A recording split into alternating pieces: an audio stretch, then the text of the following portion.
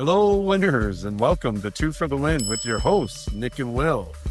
Hey, we have baseball has started, and we have a Final Four. Excited to bring this episode to you today, but first, please be sure to subscribe, share, and follow Two for the Win on your favorite platform.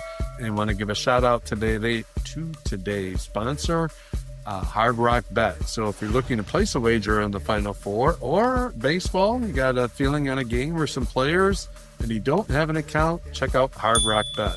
Happy Friday, Nick.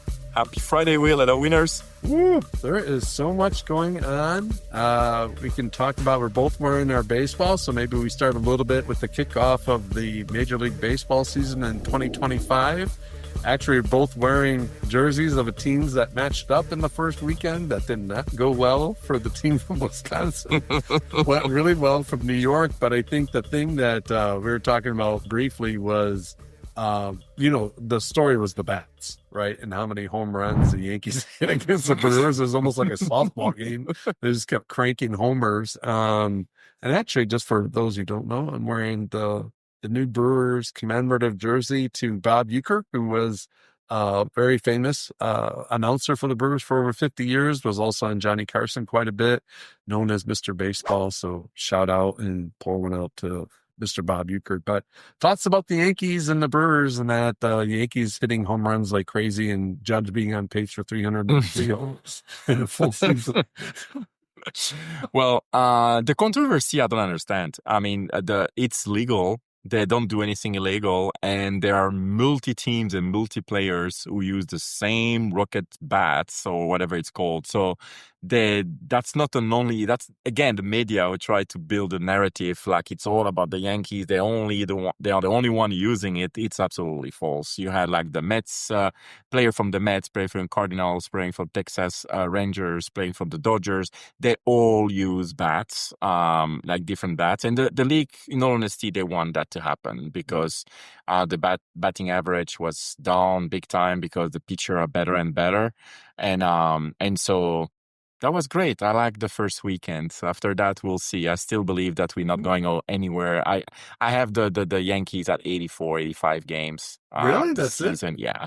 I mean, we don't have a good pitching thing, so they need to make a move, but there are teams who are way better. I mean, I would be shocked if we make the playoff. I mean, the Red Sox should be better than us this year. I hate to say that, but that's just, I'm the realistic here. So the Red Sox should be better, Baltimore, Orioles, and others. So I'm like, it was a great start trio. But I mean, the season is like a million years. So yeah.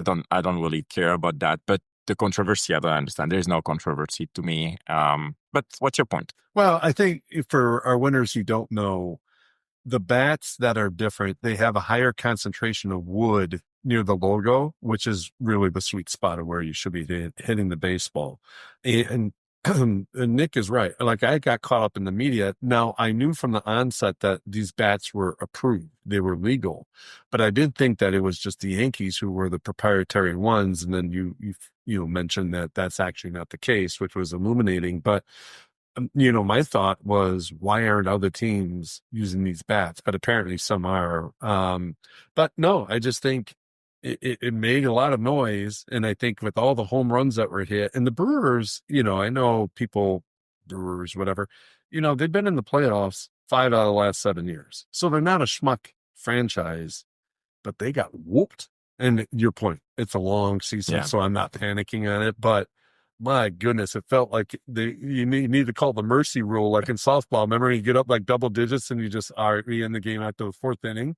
I felt like the second game. Done. The second game, first pitch, boom, home run. Second pitch, boom, home run. Third pitch, boom, home run. I'm like, what's happening? I literally got texts from friends like, Nick, you need to watch the game. It's like a video. I'm like 3 pitch, 3 home run, back to back, and it's the first time in the history of the Yankees that happened. So yeah, and then to close it out, more wood is always better.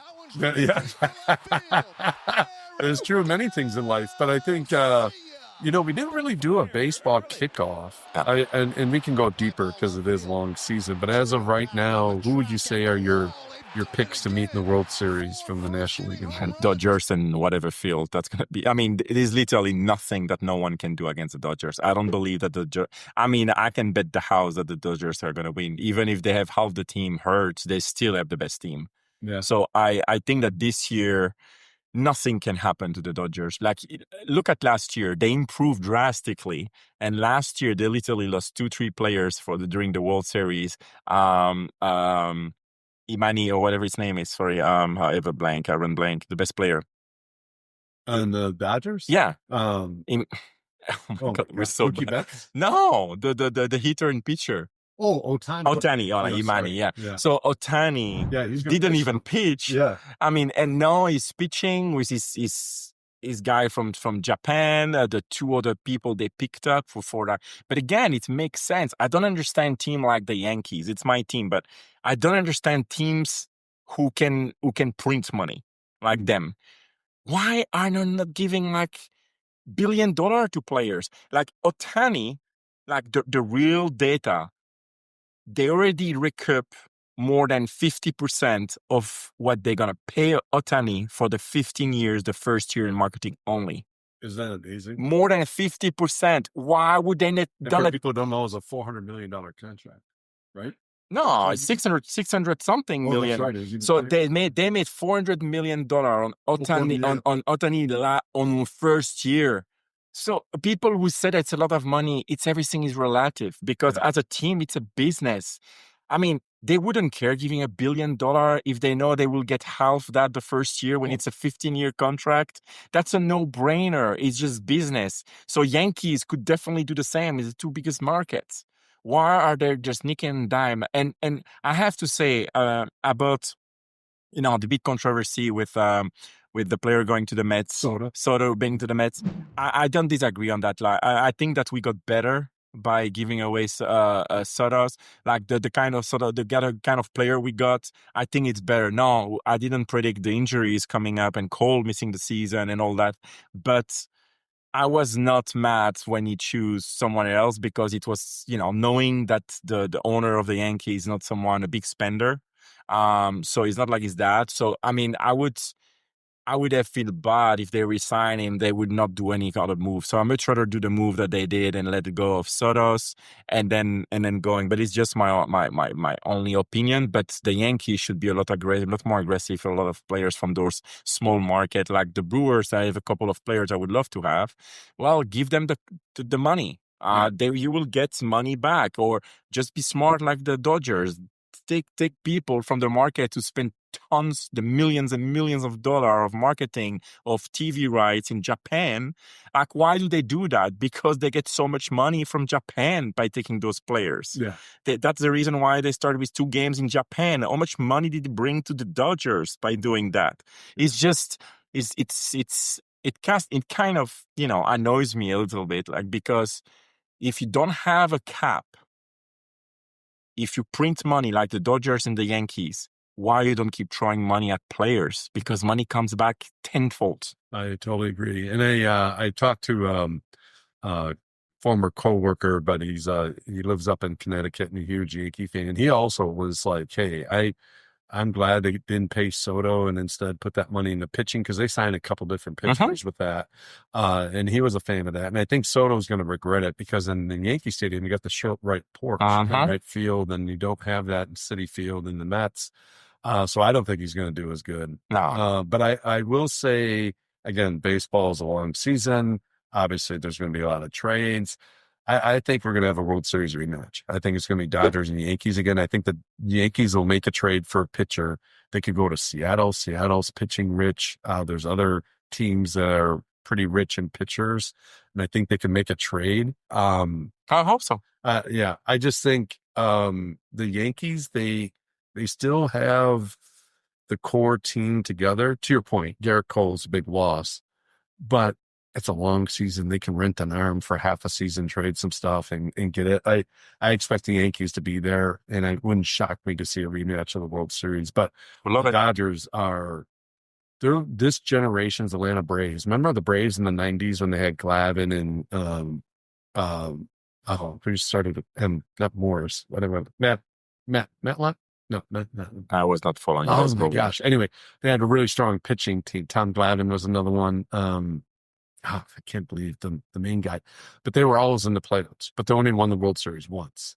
And I get in the Dodgers for this long stretch were always in the playoffs, and they finally got the World Series. So we'll see. But look the batting. Look the first few batter on the Dodgers, and they have one who is still hurt, who's coming back. This is an all-star team on each position, and then they have like 6, 7 starting pitcher. They have 2 releaser, like closer. They have everything in double and triple. So that's what I'm saying. Even if they lose players during the season, no problem. I mean, Ohtani had an awful World Series. Yeah. He didn't pitch, and he had a very underwhelming World Series. They still ran through Yankees. So I appreciate what you're saying, but I really don't see it that the Yankees will come back. But it's right. There are so many trades that can be made. Yeah. But I think there are other teams. I mean, I hate the Red Sox, of course, but I do believe the Red Sox have a strong team this year. So we'll see. And I know we don't follow baseball as close, especially compared to like basketball and football. Is there any team that you have your eye on that you think might be a surprise team to the casual fan that might do well this year? I mean, this last year I had them as well as a big team to pay attention. But again, they're in the same conference as the Dodgers, the San Diego Padres. I mean, another team is Texas Rangers. I think last year they were down after winning the World Series, but I think now there is a trade they made. They may be back on, and I always love to have a Dallas team, like of course at the end. So I hope more than anything else, but I think the Rangers have a shot with the addition that they had this offseason. I think it's going to be fun, but not fun for the World Series. I think that the Dodgers are going to run over everybody this year and the coming years, to be honest, because of the kind of contract they have. So you're predicting a dynasty? Oh yeah, absolutely. I'm predicting that dynasty. Yeah. I think for me, I mentioned them earlier. Seattle, they're so strong in pitching. If they can get some hitting, they could do it. And on the National League, okay, so this is a little bit of a homer pick because I like Craig Counsell when he was manager of the Brewers, and now he's at the Cubs. The Cubs came on strong in the second half last year. A lot of people don't. If they don't follow baseball, and of course I pay attention just because they're in the Brewers division, but they started to come on pretty hot. And I think Counsell is an underrated manager to the casual baseball fan. Wouldn't shock me to see the Cubs make a little noise, but we'll see. Long season with baseball, that is for sure. So shall we pivot to the madness? Final four. So only the second time in history since the March Madness came about that all 4 number 1 seeds made it. For the casual fan who just picks chalk and pick the higher seeds, they're happy. They're still probably having a chance in the bracket. I think both you and I had Michigan State, so we missed that one, but I got the other 3. So thoughts on the March Madness so far and what to expect in the Final Four? Well, it's beautiful. I mean, I like the fact that it's happening. I didn't believe it because it never happened. It happened once, so of course not something. Long time ago. And it was the Final Four was where? In San Antonio. When it happened before? Mm-hmm. Oh, that is. So it's again San Antonio, so that's pretty interesting. I think it's beautiful. When you look at 4 teams, you can have a case for all 4. We both had, I think, Duke, Florida, beginning of the March Madness to go to the championship game, which they're still, of course, in the running, and I think they're like big favorite again. This next tomorrow. So I really believe that all 4 can win. I do believe so, like for different reasons. Duke, that's the youngest team, so that's pretty damn good. I mean, I love John Shire, like what he's doing, taking over for Coach K. Yeah. This is outstanding. 3 years in, like you don't have a dip in Duke since Coach K left, and I think that's a testament of his leadership and what he's able to do to continue to bring talents in. So that's number 1.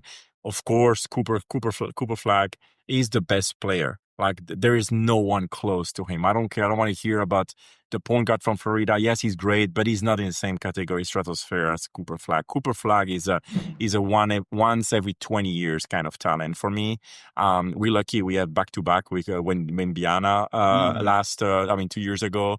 I think Cooper Flagg is another one. It's gonna be interesting. What if he ends up in New Orleans with Zion, like who lost so much weight, who start playing again, like.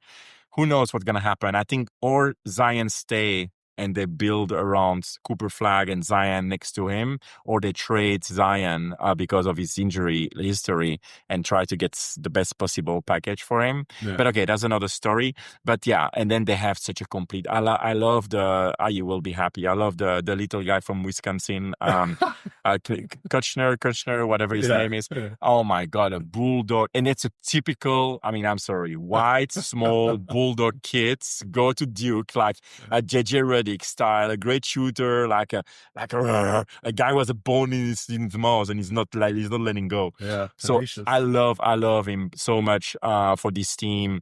I mean, their backcourt is amazing, and then Mashalak or whatever his name is from South Sudan. I remember because I follow a lot of the Olympics, the Euros and all of that. So last year, South Sudan had an amazing campaign, with Luing Deng being the GM for the team. Mm-hmm. So South Sudan is a brand new country pretty much, and they have zero money. So Deng had to fund it everything, like for transportation, the jerseys and everything. They have no money. So, and they went to the quarterfinal in the Olympics. And the year before on the World Cup, they went to the quarterfinal as well. So back to back. So you have Gabriel is the most known South Sudan guy who was playing with the Lakers. This year, he's been traded. I don't know where he's not playing probably anymore in the NBA. And then you have that kid Mashalak. Oh my God. So they have 3 probably lottery pick. So of course, Cooper Cup number 1. That's not even discussion. And then you have Knuffel, and then Mashalak. They will both be probably top 14. So they will be a lottery pick. It's pretty outstanding from the coaching staff to be able to do that. Then they have like consistency and continuity with the other point guard. That did amazing job. And they play good D. And then the defense is fantastic, and the ball is moving around fast. They are dynamic team. I mean, I love them. Then they play against Houston, right? Yeah. So Houston is a defense first. So they play very slow. They try to slow and that's gonna be their game plan probably. I mean, Coach Sampson will try to really slow the game as much as possible. They're gonna play the 20-second rule, the Wisconsin Badgers old Bo, whatever his last name was, the coach. Bo Ryan. Yeah, Bo Ryan kind of thing, or Virginia kind of thing. Let's just turn the ball, flex for like 25 seconds, and then let's do something. If they can hit the shoots, I think they have a shot against Duke, but they need to hit a high percentage of shoot. Then the other side, Florida against Auburn. Auburn is a team that we always said every game. That's the last one. I know. They made it. But Florida as well. They should have lost both at least one game, and for Auburn probably 2 of the 4 games. Yeah. But they are here. Yeah. It matters. I was ticked off on the first game with Florida, and I have to say I lost a lot of money on that game. So I was betting Florida over 30 for their opening games again, and I bet a large amount of money on that. I was pretty sure they're going to demolish. That's the worst 16 seed. All right, they're up by 30 with 5 minutes to play in the first half. Yeah. And I was literally in Fontainebleau, sitting like on my stuff. I was already dancing, singing Kumbaya. I was like so freaking happy. They won by 25. Yeah. So they lost by 5 points the last 25 minutes of the game against the worst 16 seed. I was done with Florida at that time. I'm like, if you were unable to just cruise on because they didn't play their bench, they were keep playing their starters. I'm like, how can you do that? The second game, they play a very bad game, but they won. The third game, that's their good game. They play a really good Sweet 16 game. Then Elite 8, there's no way they should win that game. That's 100% Texas Tech, which was my my Sleeper. sleeper. Texas Tech should have won that game a million times out of a million. I have no idea what happened to that coach to just start shooting trees out of the block when you have 10 points lead with 4 minutes to play. Yeah. A 9 point lead. 54. You cannot lose that game. It's Right. impossible. Right. I don't care about what Florida is doing. So they are lucky to be there, but teams were lucky. Yeah. So, and Auburn the same. So this is really the game that no way to know what can happen. I think that the Auburn player Broom hurt himself. Mhm. I think it was very clear when he elbow. fell that his elbow went the wrong direction. So I think his ligaments are probably damaged, maybe not torn, but probably hyperextended. So is it gonna be, because if he's not available or if he's not 100%, there is no way they can beat Florida, because he's the guy in offense and the guy in defense. Yeah. So that would be my long-winded answer on the Final Four. Go ahead, sir. No. I think you made a very compelling case for Duke. I think I understand why you had the frustration with Florida. I picked Florida, when we had the March Madness special that we did. I think you had Duke winning it all. I had Florida winning it all. I'm definitely sticking with Florida. I think Auburn, again, I'm surprised they made it. Because they were really inconsistent down the stretch of the regular season in the SEC. But to your point, if you get lucky, I could see either team winning that game, but I'll stick with Florida. Just the point guard or the guard is dynamic, and Florida just has been hot. I know they haven't played great in the tournament, but they're winning. They're finding, and they didn't quit against Texas Tech, and they went after it. I think Houston.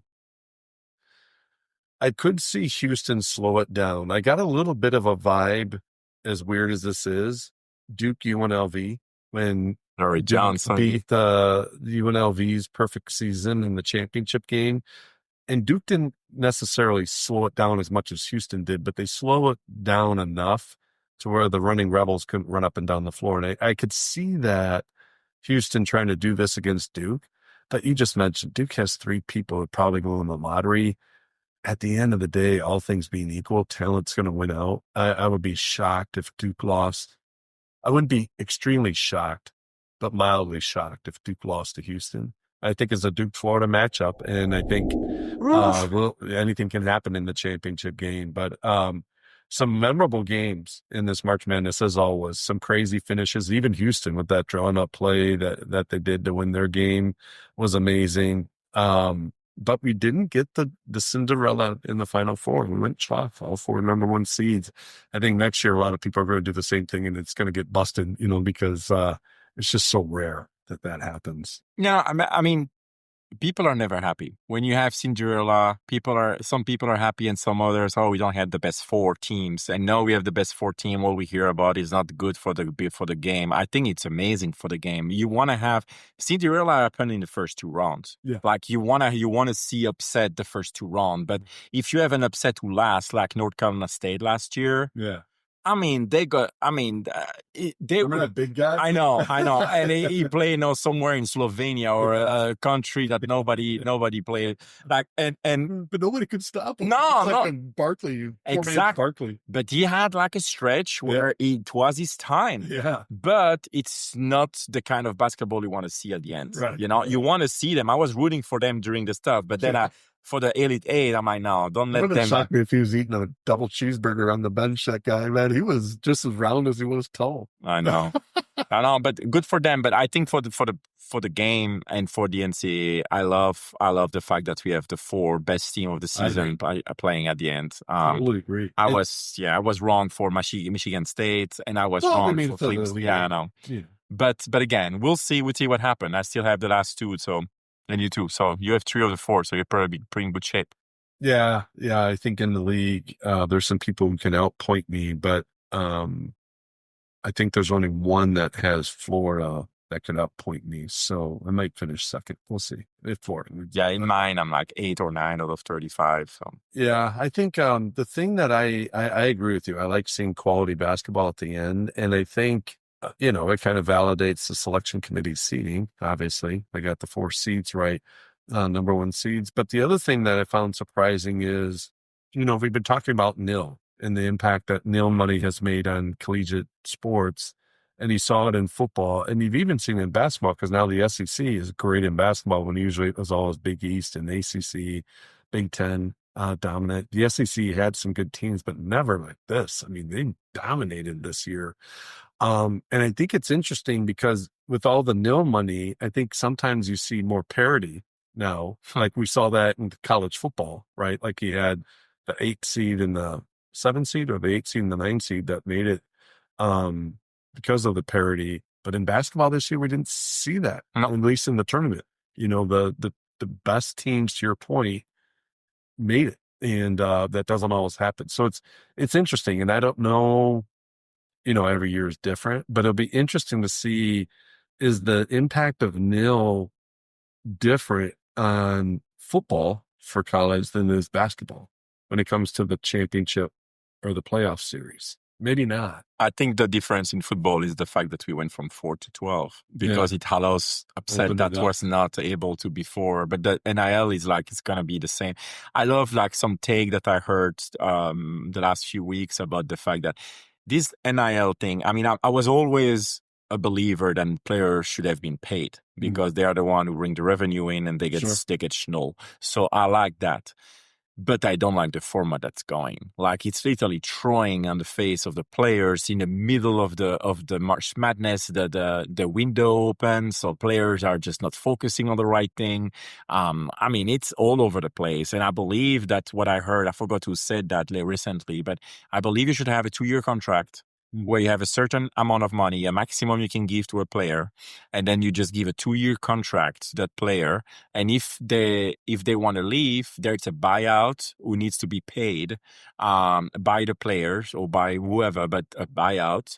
And they can do it one time or something like that. You have players now who have like 4 teams in 4 years. Yeah. I mean, you lose the spirit of college, and that's just players who try to get playing time at any cost, or to get the most money at any cost. Right. I mean, I don't like that, and I don't think it's the spirit of the game. I do believe they should get paid. I do believe they should have some kind of transfer window available, but not like it is now. That's all over the place.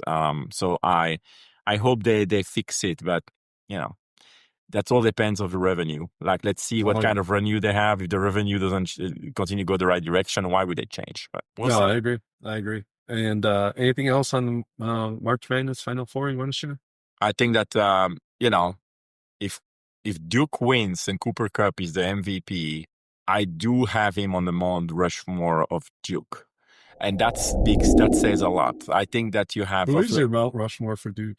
I have, of course, Grant Hill, number 1. You have Christian Leitner, number 2, and then I would have hard time picking between Jay Williams, JJ Redick, Hurley, and whatever. But if Cooper Kupp wins, then he has the Flagg win.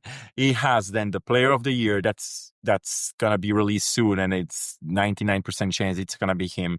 He wins as a freshman who started at 17 years old because he skipped his senior year in high school. Oh, that's right. So he just turned 18 in December last year, and he bring that team of freshmen.